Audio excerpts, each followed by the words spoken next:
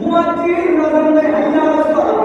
এ আল্লাহর বান্দারা তোমরা নামাজের দিকে আসো, তোমরা মঙ্গলের দিকে আসো, তোমরা বাদর দিকে আসো। কিন্তু আমার যুবক ভাই ফ্রি ফায়ার মুক্ত হয়ে গেল। একদিকে মুয়াজ্জিন আযান দেয় হাইয়া আলাস সালাহ,